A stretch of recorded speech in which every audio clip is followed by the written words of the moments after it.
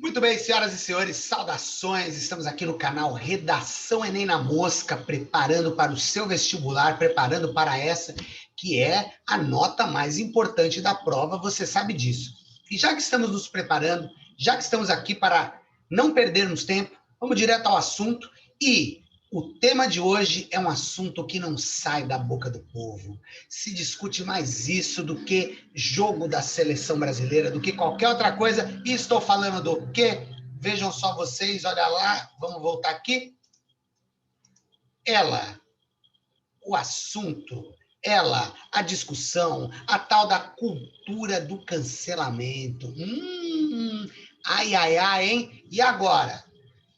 Tanta coisa para dizer que às vezes a pessoa até se perde, não é verdade? Vamos começar do começo, pessoal. Isso aqui é um tema que provavelmente você domina. E por que você domina? Porque você é um usuário de redes sociais, não é verdade? Você está lá no seu Instagram, no seu Facebook, por aí vai, e você naturalmente já ouviu falar, ou conhece quem fez, ou você mesmo já fez, né? Praticou a tal da cultura do cancelamento. E aí, vamos nessa análise deste tema, vamos ver as possibilidades que você poderia ter de trabalhar com ele, né? Sobre a ótica do ambiente democrático, dos prós e contras, certo? E lógico, dentro do que a redação Enem pede para você fazer. Vamos lembrar do começo, vamos até aumentar aqui a nossa telinha. Olha só, vamos lembrar o seguinte, lógico, você já sabe, a sua introdução deve ter uma introdução, certo? E essa introdução não é só uma introdução, ela é dividida em duas partes. A primeira parte é a apresentação da tese, depois um percurso histórico. Você pode fazer isso em 2 parágrafos, sem problema algum. Você pode fazer isso em 1 parágrafo, também, como preferir. Depois, na sequência de seu texto, você deverá fazer 2 parágrafos. Lembrando, cada parágrafo é um assunto diferente. Então, se é um assunto diferente, são 2 parágrafos, 2 assuntos, certo? E esse assunto com uma certa profundidade na abordagem dele.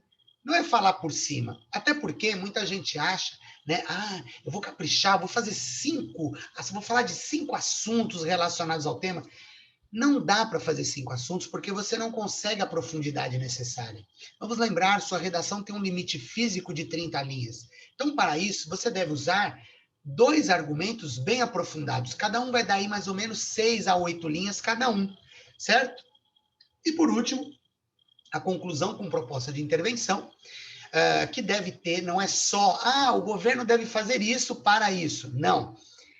Você deve mencionar quem? Quem é o agente social? Vai ser o governo? Vai ser a mídia? Vai ser a igreja? Vai ser sei lá quem? O que propriamente dito deve ser feito? E como? Como isso vai ser feito? E para quê? Qual a finalidade?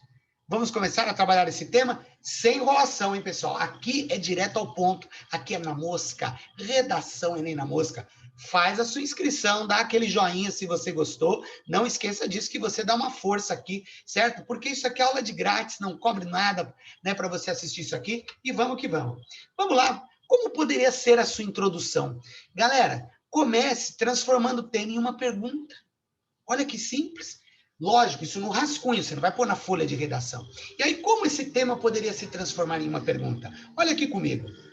A cultura do cancelamento traz implicações ao ambiente democrático? Está aqui, ó.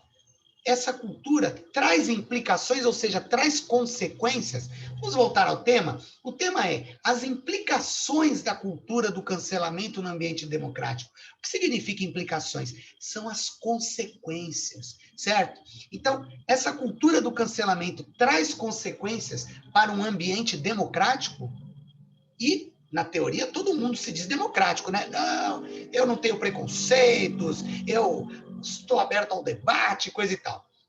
E aí, após você fazer essa pergunta, você começa a redação com a tese. O que é a tese? A tese é o principal no seu texto, é a ideia central, é a partir dela que vem os argumentos na sequência, né?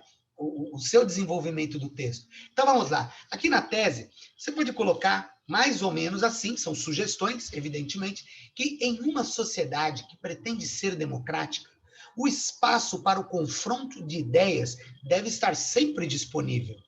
De modo que uma cultura de cancelamento traz uma postura autoritária e intransigente, incompatível ao debate.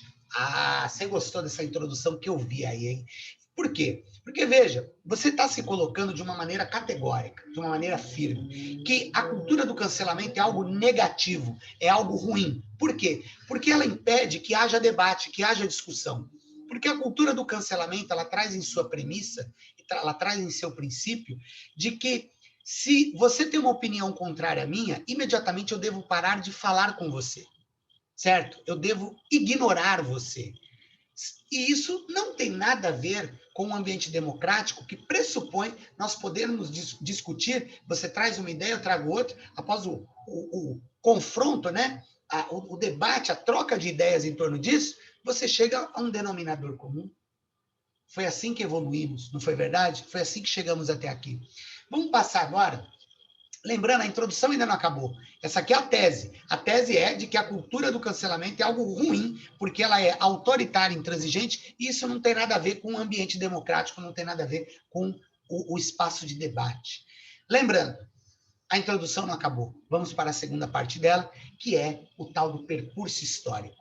E aí, o que é o percurso histórico? Eu sempre falo, não é? Assista as outras aulas aqui no canal, tem aula aqui de tudo sobre como montar essa redação. Hoje nós estamos trabalhando o tema. Percurso histórico nada mais é do que você falar como esse tema funcionava antigamente. Como anteriormente esse assunto era tratado. E aí a gente chega à seguinte conclusão. Olha o que eu coloquei. A cultura do cancelamento não é uma novidade. Em outros tempos, ela já existia, na forma de demissões de jornalistas, perseguição a professores e até mesmo no caso de torturas e mortes daqueles que deveriam ser cancelados. Essa cultura, né, lógica do cancelamento, ela é típica de regimes autoritários. A diferença agora são os meios. Perceba você que quando eu falo que ela é típica de regimes autoritários, eu não coloquei aqui quais regimes são, a gente sabe quais são. São as ditaduras, como foi no Brasil, num passado não muito remoto, como foi na União Soviética, como foi em alguns países que passaram por esse tipo de regime, como foi no nazismo, como foi no fascismo, e em vários outros exemplos, certo? Pessoas eram presas, pessoas eram perseguidas, pessoas eram sugeridas a serem demitidas, alguém ligava no jornal, demite esse jornalista porque eu não gostei do que ele falou. Isso já acontecia, as pessoas já eram canceladas. Aí eu termino o parágrafo com a diferença agora são os meios, já levantando o assunto que será tratado no primeiro parágrafo de argumento, certo? Então, aqui nós fizemos uma introdução com a apresentação da tese mais percurso histórico, e agora vamos para o primeiro argumento. O primeiro argumento, evidente que eu não vou dar pronto para você, mas eu trago para você os assuntos que você pode trabalhar nisso. A cultura do cancelamento, nós poderíamos montar nesta parte, tratar o aspecto sobre internet e redes sociais. Como funciona o processo de interação? Vamos parar e pensar aqui comigo? Vem aqui que no Redação Enem na Mosca você tem tudo explicadinho minuciosamente. Não esquece, dá seu likezinho, faz sua inscrição e recomende aos amigos, certo? Vem comigo aqui. A internet, ela é uma mídia, como é a televisão, como é o rádio e coisa e tal. Só que qual é a diferença? Ela permite uma interação muito maior. Aliás, como nunca se viu antes. Antigamente, você abria um jornal impresso de papel, você lia a notícia, e se você não concordasse com ela, você ou mandaria uma carta ao jornal, ou você ligaria ao jornal, né? Eu não gostei, coisa. Mas você não teria sua opinião publicada, dificilmente isso aconteceria. Hoje, na internet, você tem aquele espaço de comentários. Você tem o like, você tem o dislike, você tem o compartilhar, você tem o se inscrever. Então, você interage. A internet passa a sensação de que você faz parte do processo, de que você é protagonista daquilo, certo? E daí, esse poder de você curtir, não curtir, se inscrever e não inscrever, nasce a cultura do cancelamento, certo? Porque ela dá ao internauta um certo poder. Pode ver que eu coloquei entre aspas aqui. E esse poder, né, traz no seu bojo uma série de coisas, desde você comentar elogiando, a você reclamar e, consequentemente, cancelar. E o que seria esse cancelamento? Seria você deixar de se inscrever no canal de alguém, convidar, compartilhar aquele vídeo que você não gostou, ou aquele comentário. Vamos supor que eu tenho um canal, aqui o professor Daniel tem um canal, e eu falo mal de um cantor que você gosta.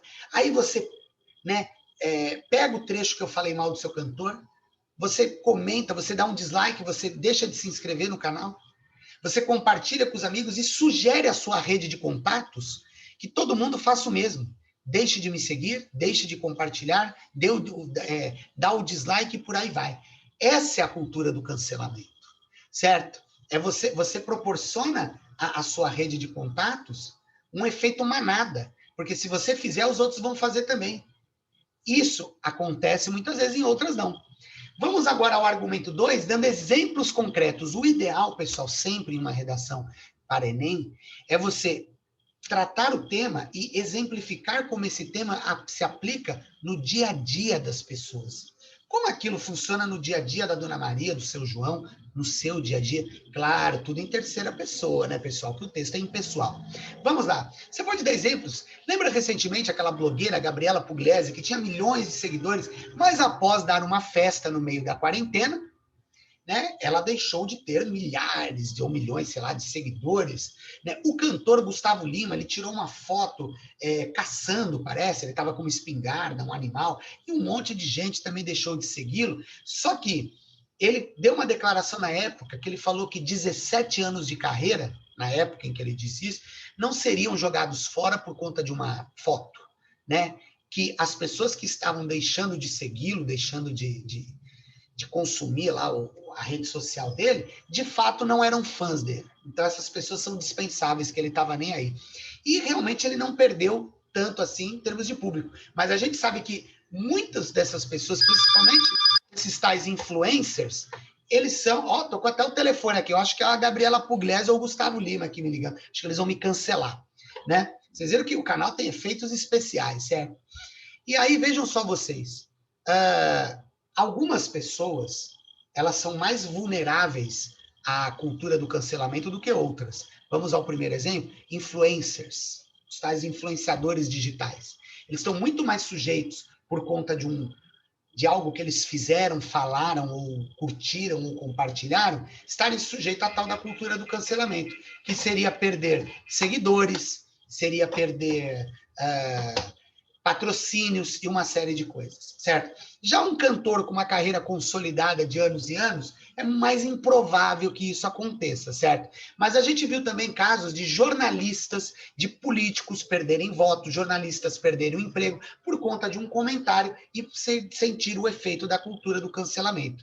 E a cultura do cancelamento, lembrando, ela nasce, né, lá atrás nas culturas ditatoriais, mas ela toma muito mais volume, muito mais combustível agora na era das redes sociais. E aí, finalmente, vamos fazer aqui a conclusão. Conclusão de Enem não é só concluir, não é só fechar o texto. Você tem que falar.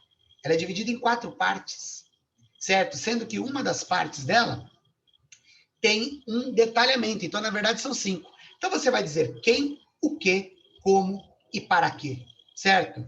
O quem? O Estado. Aliás, já dou a dica, em vários temas, em 90% dos temas, o agente, né, que vai promover a intervenção vai ser o Estado. E o Estado de que forma? Aí você põe. Vai ser um problema de segurança, Ministério da Segurança, Ministério da Justiça. Nesse caso aqui seria pelo Ministério da Educação. O Estado, por meio do Ministério da Educação, o quê? Deveria desenvolver aulas de cultura digital e relacioná-las em outras disciplinas, como filosofia, sociologia, redação, enfim. Como?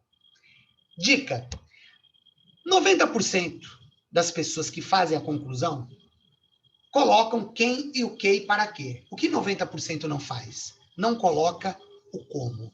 O como é o que é o enrosto. Porque o como, já diz, é o detalhamento, é como aquilo que você propôs, o que, vai ser executado, vai ser praticado. Então, ficaria mais ou menos assim. Essas aulas, dentro de uma reforma educacional, como acontece com o novo ensino médio, aconteceriam com a ideia de conscientizar os jovens sobre os riscos de suas atitudes em ambientes digitais e que essas atitudes têm consequências no mundo real. Aulas desde o Fundamental 2, trazendo reflexões e esclarecimentos sobre a maior implicação do cancelamento, que é o concreto cancelamento do debate. Perceba que eu repeti a palavra cancelamento de maneira proposital, de maneira a dar ênfase na ideia, né? Que o cancelamento que deve acontecer é o cancelamento da cultura do cancelamento. Para que cancelar alguém só porque este discorda da opinião de outros não é uma atitude construtiva, porque foi debatendo e discutindo que chegamos aos avanços científicos e sociais. E aí, por último, para quê? Assim, no futuro, possamos ter uma geração que cancele o cancelamento. Beleza, pessoal? Então, seria mais ou menos isso que você faria nessa redação desse importante tema, desse tema atualíssimo e que pode vir a cair aí na sua redação, certo? Galera, vou pedir mais uma vez, obrigado aí pela sua atenção e não deixe de se inscrever. Olha aí, é rapidinho.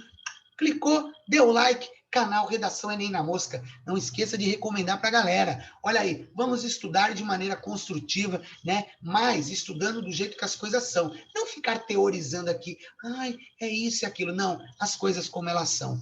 A redação do vestibular é uma prova objetiva. Não cabe ali subjetividades. Certo, meu querido e minha querida? Estou aguardando vocês até o próximo. Fui, valeu!